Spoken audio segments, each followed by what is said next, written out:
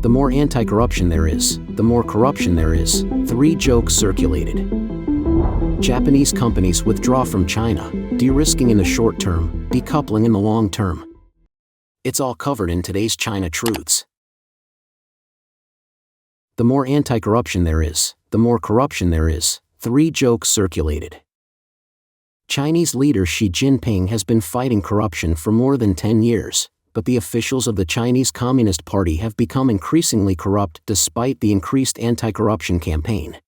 There are 3 jokes circulating on the local social media, mocking the CCP for arresting more and more corrupt officials. Joke 1. In the 8 years of the War of Resistance, the Chinese army only lost 2 generals. But in just 2 years of anti-corruption, the army lost 43 generals, including 2 generals, 4 lieutenant generals and 37 major generals. One netizen commented, "I feel particularly sad. It's not that our army is incompetent, it's that the corruption is much worse than that of Japan."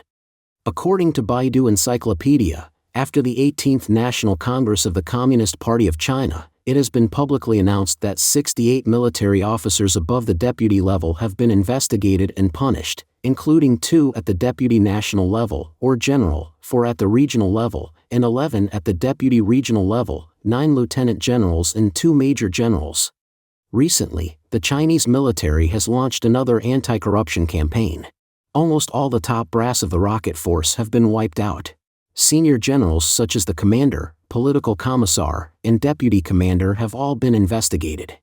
Li Shangfu, the new Minister of National Defense of China, has been missing for days. Multiple news channels have confirmed that he is under investigation for corruption. In addition, 8 generals from the Military General Armament Department were involved in the case. The Chinese authorities say not yet made a public notification. Netizens ridiculed, "War is not possible, but corruption is. How could these bandits and hooligans sincerely resist the Japanese? They hid in cave dwellings in Yan'an and collectively exchanged wives, grew opium and sold marijuana, and plundered people's wealth. Naturally, in peacetime, everyone would do anything. They are all corrupt." Joke 2. A teacher takes the students to visit a prison and comes back to ask everyone what they think. One student answered, "The prisons now are the same as the Chinese Nationalist Party, KMT, prisons before liberation." The teacher was surprised and asked, "Why? Is the environment bad? Is the food not good?" The student said, "No, there are many Communist Party members imprisoned inside." The teacher collapsed on the spot. On October 17, 2022, Xiao Pei, Deputy Secretary of the Central Commission for Discipline Inspection and Deputy Director of the National Supervisory Commission, said at the press conference of the 20th National Congress that, since the 18th National Congress, disciplinary inspection and supervision agencies across the country have opened cases to review and investigate 553 cadres of the central government. On June 30, 2022, Wang Jianqin, Director of the Propaganda Department of the Central Commission for Discipline Inspection and the National Supervisory Commission, said at a press conference that, from the 18th National Congress till the end of April 2022, the National Discipline Inspection and Supervision agencies had opened and investigated more than 4 million cases. In addition, there were 723,000 cases involving mental problems that violated the central regulations, and 644,000 people were handled. Shen Liangqing, a former prosecutor of the Anhui Provincial Procuratorate, once said that the CCP's dictatorship system is the root cause of corruption. Shen said, "Anti-corruption is always on the road, and we can never fight back. The CCP members only become officials when they join the party for corruption. Therefore, the CCP's anti-corruption is like swatting flies around the cesspit. The more we fight, the more flies we fight." Joke 3. In the past, the CCP's underground male members had a legal wife in the liberated areas, and at the same time they were ordered to pretend to be husband and wife with another woman and lurk in enemy-occupied areas. Today, the officials inherit the revolutionary tradition and send their legal wives to the safe places in the United States, while they and their mistresses lurk in the country, ready to be arrested at any time. The difference is, the United States has become a liberated area, while mainland China has become an enemy-occupied area that they insist on. As early as 2011, China's central bank released a confidential research report revealing that, since the mid-1990s, as many as 16,000 to 18,000 party and government officials have fled the country, bringing with them 800 billion yuan. In 2012, the CCP launched an internal investigation and found that among the 17th Central Committee members, 187 members, accounting for 91%, had immediate relatives who lived, worked, or became nationals of a country in the West. In addition, there were 142 alternate party members who had immediate relatives who lived, worked, or had become nationals in Western countries, accounting for 85%. In addition, a lot of members of the Discipline Inspection Commission have immediate relatives who lived, worked, or became nationals in Western countries. Li Chengyan, director of the Integrity Construction Research Center at Peking University, once said, "For most corrupt officials who flee China, the first step is to let their children and wives go abroad first, and then they choose an opportunity to abscond." Since taking office at the 18th National Congress, Xi Jinping has controlled power through anti-corruption, cracking down on political opponents within the CCP, and captured a large number of corrupt officials. But today, corruption remains a serious problem. Political commentator Yu Shan said that she wants to protect power and the CCP through an anti-corruption campaign, but the CCP system itself will breed corruption. If this system is not eliminated, it will be difficult to eliminate corrupt officials. Yu Shan believes that the real corruption within the CCP system has not been affected. He said that those families such as Jiang Zemin, Zheng Qinghong, and Jia Qinglin have become corruption models for all party officials to learn from. Wang Youquan, a former official of the Central Commission for Discipline Inspection and an observer of current affairs, also said that Xi Jinping captures thieves but not the king. If she does not arrest corrupt leaders, he will be at risk of a coup. Japanese companies withdraw from China, de-risking in the short term, decoupling in the long term. After Japanese air conditioning giant Daikin and technology giant Sony withdrew from China, Japanese media reported that Mitsubishi Motors may cease production in China. In recent years, Japanese companies have withdrawn from China one after another. Experts believe that as geopolitical tensions intensify, the politically cold and economically hot situation between Japan and China will change, and Japan's key supply chains will gradually separate from China. The trend will be de-risking in the short term and decoupling in the long term. Recently, it was reported that Japan's Mitsubishi Motors may end its car production in China and is discussing exit with local joint venture partner Guangzhou Automobile Group, GAC. Mitsubishi's suspension of production in China is another major Japanese company that has withdrawn from China after Sony and Daikin. Previously, Honda also announced that it would consider building a supply chain outside China to reduce its dependence on China. Mazda also said it was considering moving production capacity out of China. Data released by Teikoku Databank, a Japanese research company, shows that between 2020 and 2022, the number of Japanese companies stationed in China dropped from 13,600 to 12,700. The total number hit a 10-year low. That is a decrease of approximately 7%. Compared with the previous survey conducted in February 2020, a total of 2,176 companies have left China or are missing, and 116 companies have gone bankrupt and ceased operations. 3 major reasons for the withdrawal of Japanese companies. 1. The opacity and uncertainty of the Beijing's policies. Li Shihui, chairman of the Japan Research Institute in Taiwan and professor at the School of International Affairs at National Chengchi University, believes that there are 3 main reasons for the withdrawal of Japanese companies. The first reason is the opacity of Beijing's internal policies and systems. Li Shihui said, "There are too many opaque aspects of the Chinese Communist Party's labor regulations and domestic policies or systems, making Japanese companies easily influenced by politics and causing operational difficulties." Wang Xiuwen, an expert at Taiwan's National Defense and Security Research Institute, said, "Japanese companies actually feel more sensitive to the policy uncertainty of the Chinese Communist Party government than other foreign-funded companies."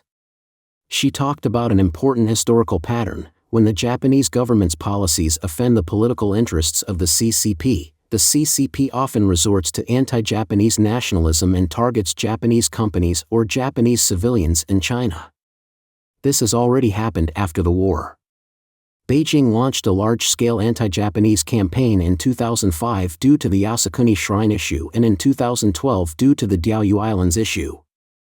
Last month, Beijing completely banned the import of Japanese aquatic products due to the nuclear water treatment issue. Wang Shouwen said that in addition to the impact of the US-China trade war in recent years, China's business environment has become worse than before. Increases in labor wages and the burden of policies have increased the production costs of foreign investment. City closures and sudden power outages have made foreign investors deeply aware of the capriciousness of Beijing's policies. Wang Shouwen said, "This is a great threat and risk to Japanese companies that attach great importance to a stable production environment. The CCP is now giving moderate rewards to foreign investment. I wonder when it will suddenly turn its back and change its policy."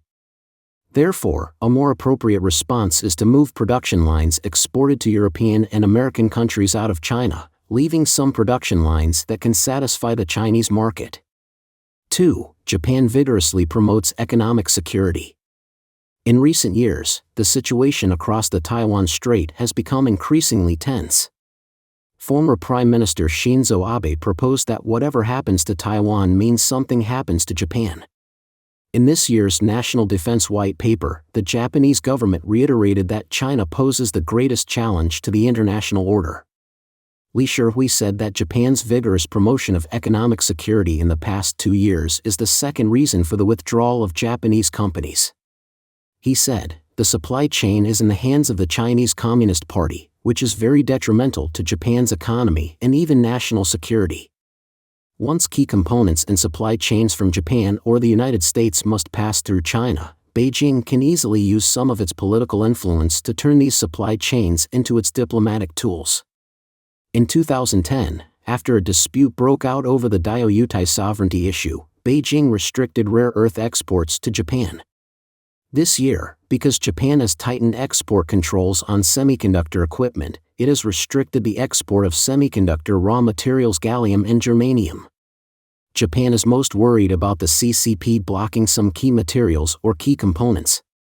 Li Shihui said, "China wants Japan to adopt a weak position to Beijing on cross-strait issues or on Central Asian issues and not to confront Beijing." Wang Shouwen said, "In order to reduce risks, we began to seek supply chain diversification, which is also in line with the decoupling development of technology and economy under the confrontation pattern between the United States and China. This is the economic security strategy that the Japanese government has been emphasizing now." 3. Japan's domestic cost competitiveness has increased.